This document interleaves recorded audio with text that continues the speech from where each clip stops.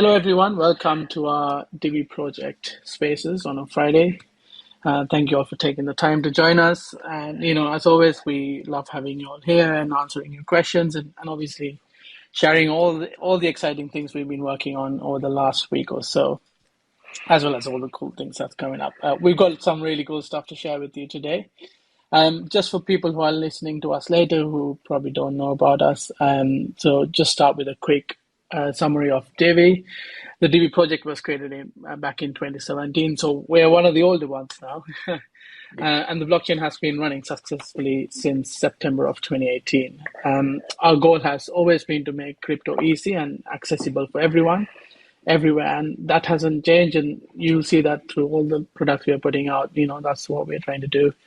There are many facets to Divi. On the Divi Foundation side, which is obviously where we're hosting this from, we've been focusing on the Divi coin and lots of important updates to our blockchain technology, some of which we're going to share with you today. I think that's quite exciting. And then Divi coin has been in the grid for the last 7 days, mostly in the grid. That's amazing. So thank you everyone for getting involved. Let's keep that up. And then on the Divi Lab side, we have two key products. Divi Wallet, which is our main and most popular product. It's a self-custodial mobile wallet. We got over 270 plus tokens in there. You can, send, receive, stake to earn, which is also really good. Convert within that, and also, of course, you can very easily buy. So that was launched recently as well. So there's loads of stuff you can do. If you haven't got it, go over to DiviWallet.com and you can download it there very easily. And then the other product we've obviously launched earlier this year is DiviDeFi. Again, there's lots of other ways to earn through that as well. And also, if you want to learn about DeFi, head over to our Divi project website. On the blog, there's a whole series about DeFi. So come check it out. So without further ado, let's dive into today's show. I'll just quickly go through what we're going to talk about, and then I will hand over to Rob. So one of the first things we're going to talk about, like I mentioned earlier, is on the Divi project side of things to the blockchain. So all these cool things we've been doing in the background. And that's something that's quite new, and it's not really been done in the same way that we're looking to do. So Rob's going to talk about it, and hopefully Voice will as well. It's another huge step in achieving, across all of the things we've been doing in achieving utility and obviously more security and safety. So that's going to be quite key, and we'll talk about that later. And then we'll also have an update on the DAO side of things, and also, which most of you have probably seen, DiviDodge is up and running.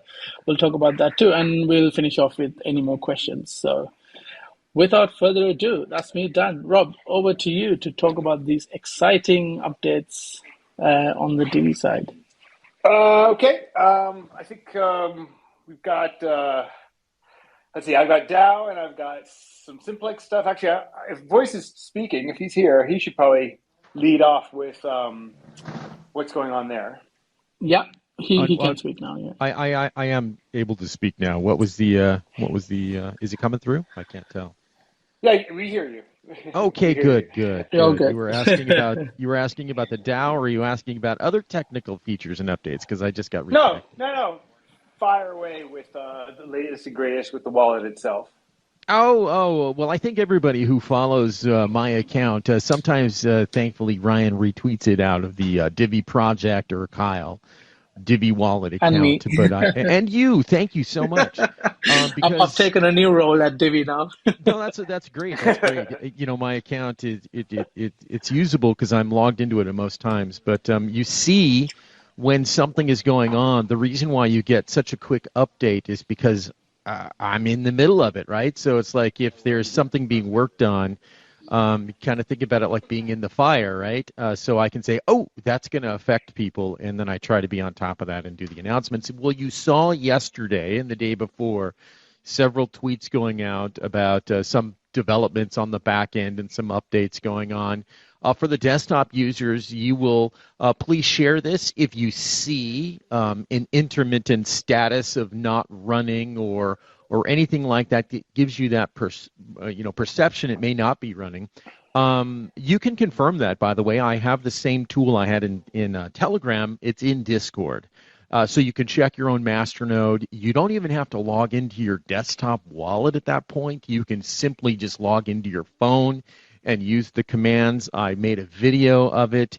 And the reason for that is there's some major back-end updates going on, and these are just the little sparks that are happening before we start the prep work, right? This is the sweeping, this is the cleaning. We're organizing things before we start this journey down, which will be the migration of masternodes into the validator nodes themselves. So that's also going on with the mobile wallet. So if you see some mobile wallet deploy issues, that's because there's some new updates coming on how that process is working. And hang tight if you're trying to deploy on a mobile wallet at this moment. That should be coming through probably. I don't want to say because again, Neeks will kill me if I give it time, but very soon.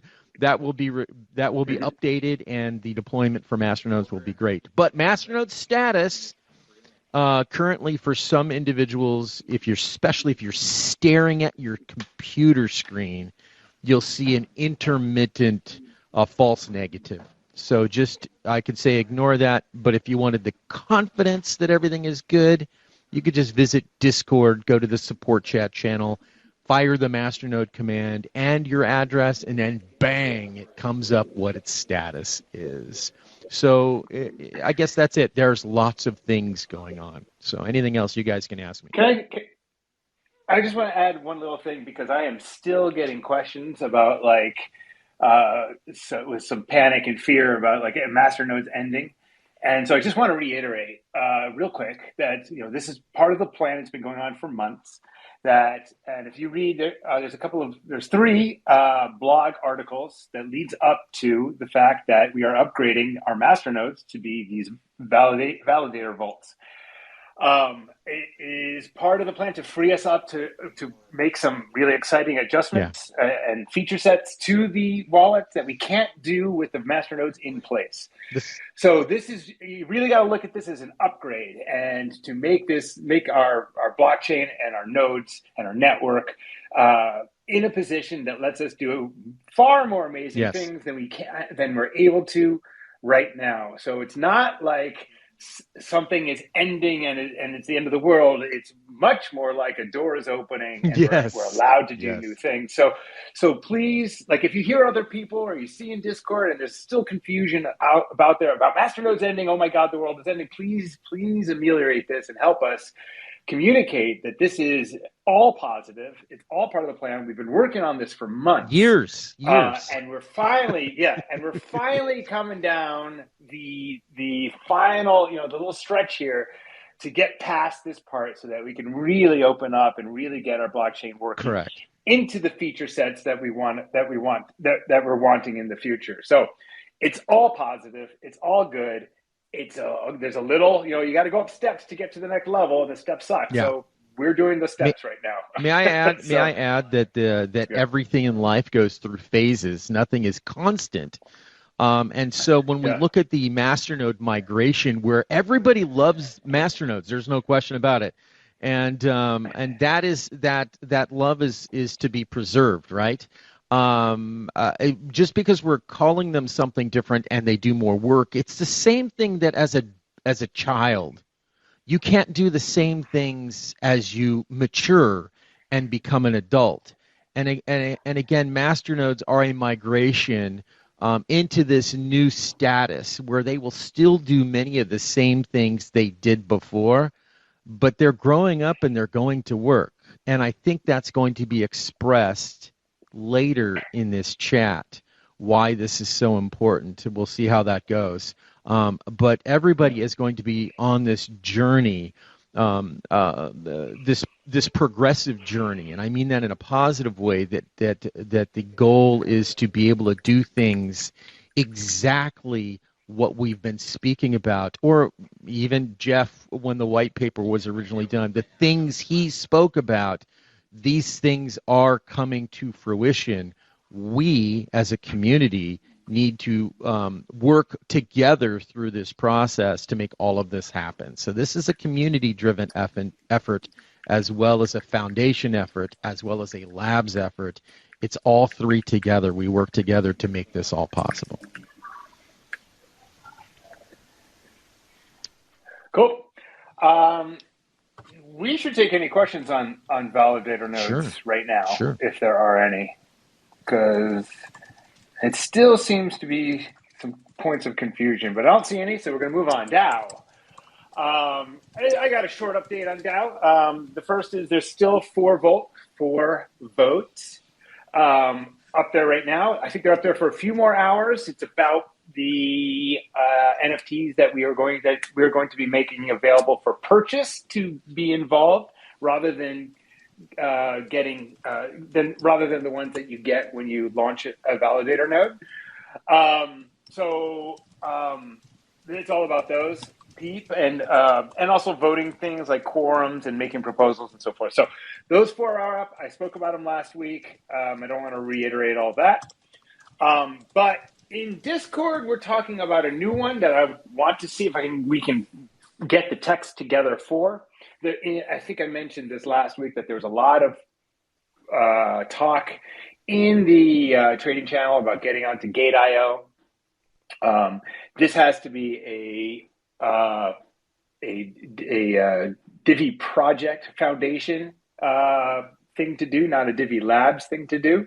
So perfect opportunity for the DAO to come in and show some work even before we get all of the voting stuff. It's still very tight to our community right now.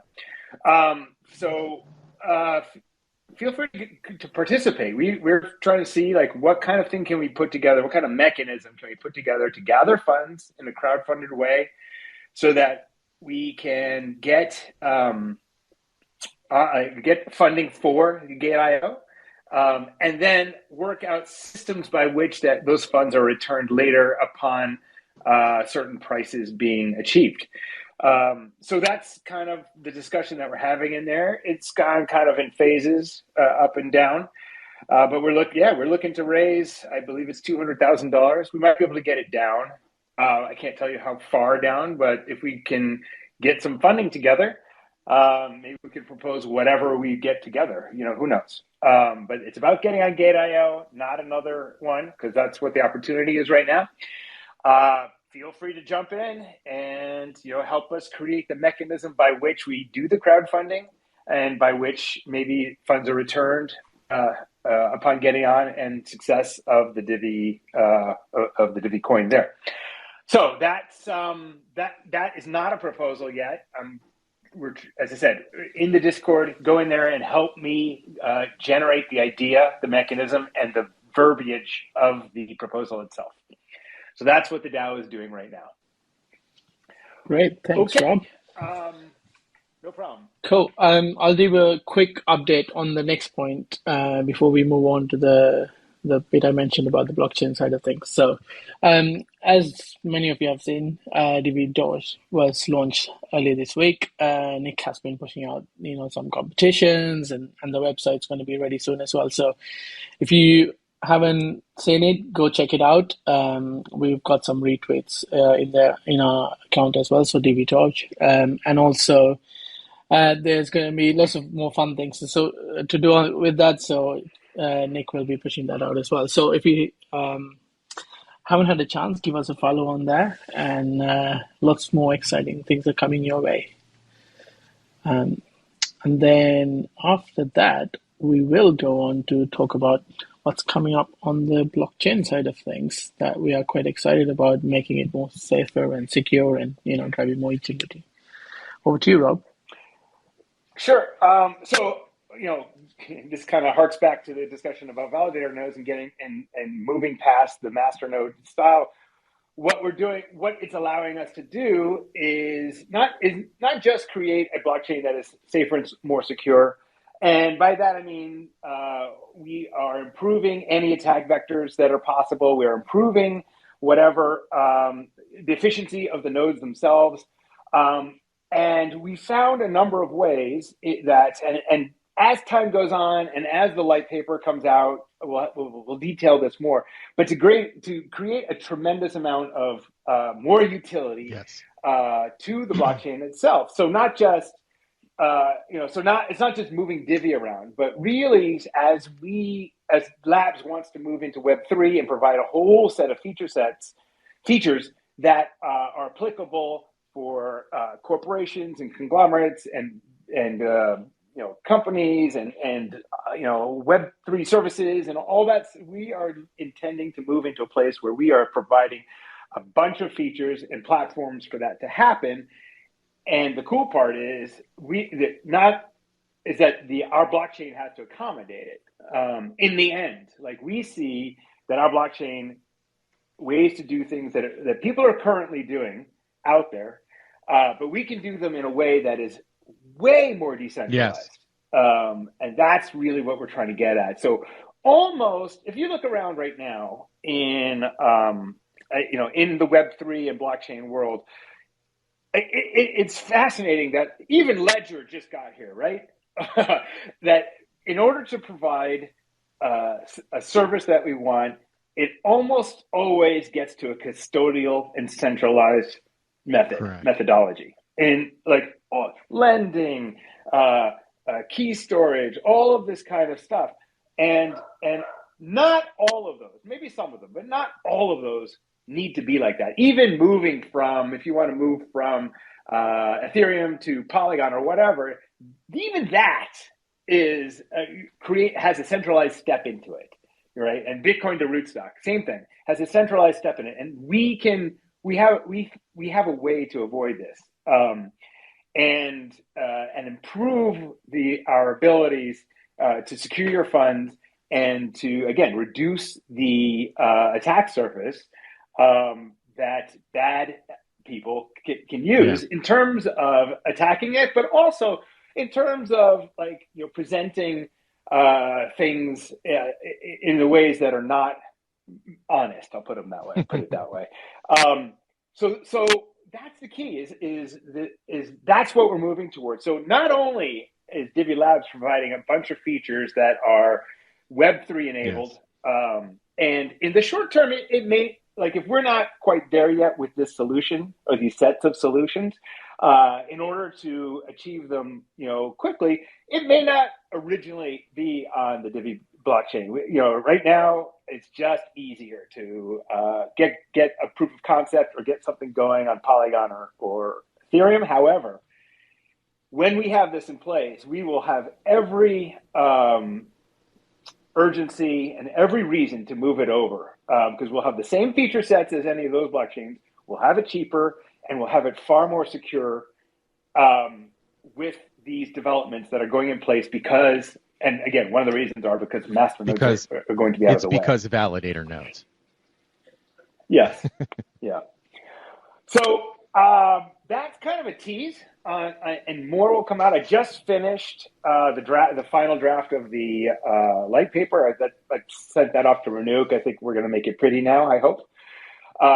And when we deliver that shortly, we will see the features I'm talking about. But it's a light paper. We're not going to see exactly how they're implemented on the Divi blockchain. But we will as we detail each of these things out, and as we start delivering these features, we will see how this happens. Can I add? I think one of the. Oh yeah, sorry, go for it, boys. I was just going to add one thing. What we just said was, and everybody can laugh. We're talking about a lot of tech, so of course this sounds like wah wah wah wah wah wah to some people, right? I mean, honestly, it does at some point because. When we use these words, we have to have a visual, right? We have to have a mental picture, some past experience we bring to it. Before we get there, the one thing I want to formalize, state broadly, widely, proudly, is that CryptoMadeEasy is all part of this. CryptoMadeEasy is still the foundation. CryptoMadeEasy isn't just for you. It's also for developers. It's also for merchants. It's for business-to-business transactions. All of these things should have this philosophy built in. And so when we talk about these great changes coming to Validator Nodes and these possibilities, the focus is still going to be this progressive, continual focus of Compass. how do we make it easy for the developers to on-ramp and start utilizing these things? How do we do these kinds of things? So I want to stress that, because some people have said that we're dropping who we were. And I want you all to be able to squash that bug so it's so flat that it's not recognizable anymore, but that there is no reformation in that statement. We have always been that way. We will always be this way. We take the tech that's super complicated and we're trying to make it obviated and easier for everyone while still having these magnificent new upcoming utilities and ideas. That's my statement. I'll leave it there. Cool.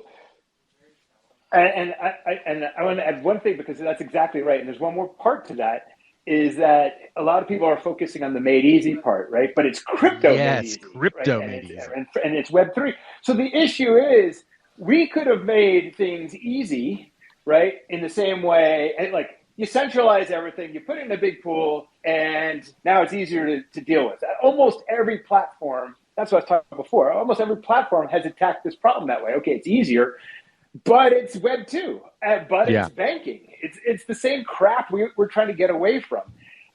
Crypto made easy, or Web3 made easy, or whatever, this sovereignty made easy, however you want to look at it. It's not just the made easy part, it's the first part that we're trying to do. That, like, it's not, you can't just leave it and then say, okay, now we've made it easy. Like, you haven't actually made it easy. You haven't actually made it easy. The problem is that, right, the problem is that crypto made easy isn't easy. And if it were, like, everybody would already be doing it. But you can see, again, like, this ledger fiasco is amazing, right?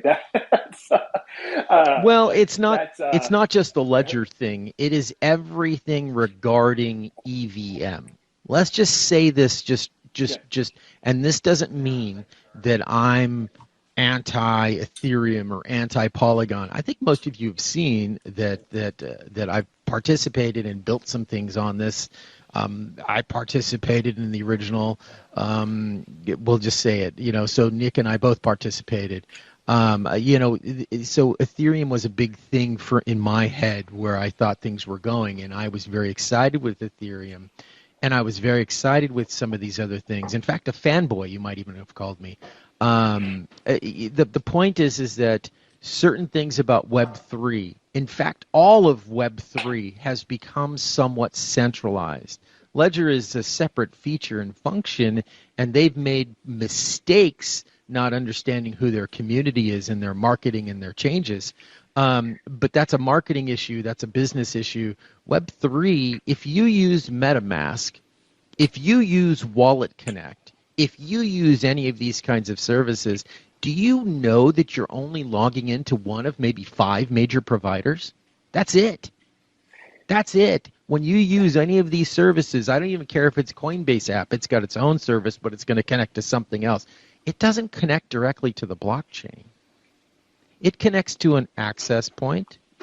That access point connects to maybe another service provider. That service provider has their own nodes that sync and then bring that information through.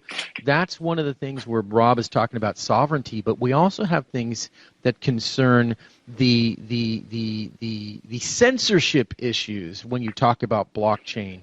And that's where you have these problems on some of the offerings out there, which are good. I use MetaMask. Don't get me wrong. I'm not ripping on MetaMask. But the fact is that in certain respects, some blockchains have focused on developer-made easy and then sacrificed some of our sovereignty and freedom and introduced not the likelihood, but the actual cases of censorship of users and transactions. This is not good. So we focus on freedom, we focus on sovereignty, we focus on being censorship free. We focus on all those things, but we focus on making them easy, right? Yep. And I wish it were easier. It's not. All right. I think I'm cooked. You got some more stuff for Nick? No, I think that's great. Again, we will share as and when we can, and obviously we don't want to give the game away too early either. And like the guys have been saying, we want to make sure that it's done properly so we can start to share with you. So, and also when we've got the light paper ready, we'll be putting it out. and as Voice mentioned, in a way that's easily digestible for everybody. Yes. And that's our job. We will make sure that it is easy to understand. And again, if there's any questions, you can ask us now, and or if not, also follow up on our social channels. So, any questions from anybody?